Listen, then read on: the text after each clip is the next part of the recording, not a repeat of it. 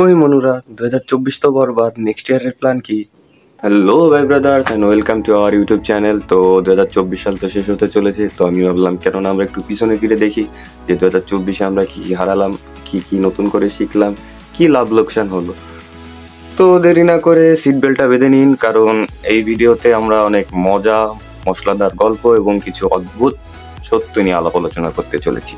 Let's go.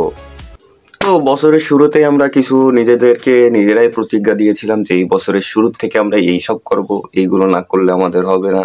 তার মধ্যে অন্যতম একটা বলা যায়, যারা আমার মতো সুঠাম দেহের অধিকারী আছেন, যারা আমার মতো খুবই বডি ফিটনেস মেনটেন করেন, তারা আমরা বছরের শুরুতে ভাবছিলাম যে না, এই বছর থেকে আমরা জিম শুরু করব। জিম করতে হবে, বডি বানাইতে হবে, মায়ে পটাতে হবে। কি কি কি কি কি আরেকবার বলুন কি? কিন্তু বছর শেষে আমরা কি দেখতেছি, আমরা যেমনই ছিলাম তেমনই আছি, কোনো চেঞ্জ হয়নি। পিছনে বসে কেউ চিপস খাইলে একটু ঘুরে দেখতেছি, দেখে আবার আমাদেরও মন চাচ্ছে আমরা একটা চিপস খাই। আমরা ভাবছিলাম যে এই বছরের শুরু থেকে আমরা টাকা জমানো শুরু করবো, টাকা জমায় বাড়ি গাড়ি ব্যাংক ব্যালেন্স সব দিক থেকে আমরা পরিপূর্ণ থাকবো। কিন্তু বছর শেষে এসে যখনই আমরা হিসাবের খাতাটা খুলতেছি, ব্যাংকে আমাদের টাকা জিরো, দেনাদায়কে আমাদের মাশাল্লাহ ভরপুর সে আছে। হাসবেন না, কারণ এটাই আমাদের জীবনে সবার বাস্তবতা। আমরা 24 সালে এরকমই কিছু দেখতে দেখতে আসতেছি। তো এই বছর আমরা দেখেছি যে বিশ্বব্যাপী টেকনোলজি অনেক উন্নত হয়ে গেছে, কিন্তু আমাদের ওয়াইফাই এখনো সেই কচ্ছপের গতিতে এগিয়ে চলেছে। আমরা এখন সবাই ঘরে বসে ক্লাইমেট চেঞ্জ নিয়ে অনেক ধরনের কথা বলি। ক্লাইমেট চেঞ্জ হচ্ছে, পরিবেশ বাঁচাইতে হবে, কিন্তু আমরা এসি রুমের মধ্যে বসেই আমাদের ক্লাইমেট চেঞ্জ নিয়ে আলাপ আলোচনা করছি। আমরা সবাই বলি পরিবেশ বাঁচান, গাছ লাগান, কিন্তু পরের দিনই দেখা যাচ্ছে যে প্লাস্টিকের ব্যাগ নিয়ে আমরা বাজারে চলে যাচ্ছি। 2024 এসে মানুষ অনেক আধুনিক হয়েছে, মডার্ন হয়েছে, প্রযুক্তিগত দিক থেকে অনেক এগিয়ে গেছে, কিন্তু কিন্তু একটা জিনিস কিন্তু চেঞ্জ হয়নি। কি বলেন তো? বিয়ে বাড়িতে এখনো মানুষজন ডিম আর বিরিয়ানি নিয়েই কিন্তু গ্যাঞ্জাম করে। অফিসে গেলেই বলা হয় যে না, আপনার ইমেলটা তো আমি পেয়েছি, কিন্তু দিন শেষে তো ইমেলটা খুলে দেখা হয়নি।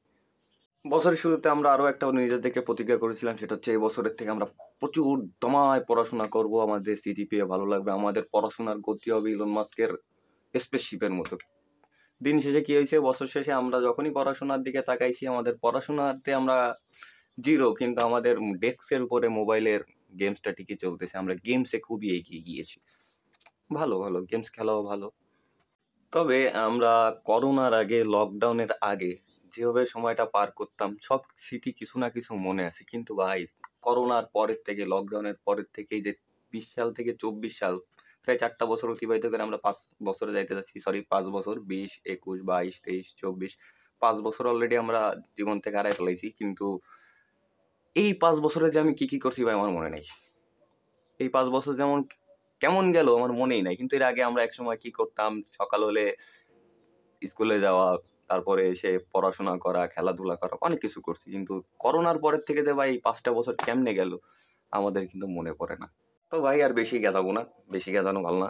বিশেষত 31 তারিখের রাত্রে বাজি ফাটানো মানুষজনের কিছু আনন্দের জন্য, কিছুক্ষণের জন্য আনন্দ হইলেও কিছু প্রাণী, কিছু পশু পাখির জীবনে বেঁচে থাকা অনেক কষ্টকর হয়ে যায়, তাদের জন্য অনেক কষ্ট হয়। তো আমরা দেখি যে 31 তারিখে বাজি ফাটাইছি, পরের দিন সকালে উঠে দেখি অনেক পশু পাখি রোডের পরে মরে পড়ে রয়েছে। তো আমরা এটা না করি, আমরা সব দিকে হিসাব নিকাশ করে চলি, কারণ পৃথিবীতে বাঁচার অধিকার সবারই আছে। তো ভাই 2024 তো আমরা নিজ হস্তে বরবাদ করে দিয়েছি।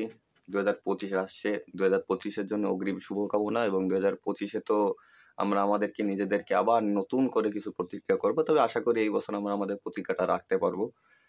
আর 2025-এর জন্য সবাইকে শুভকামনা। Happy new year. Good bye.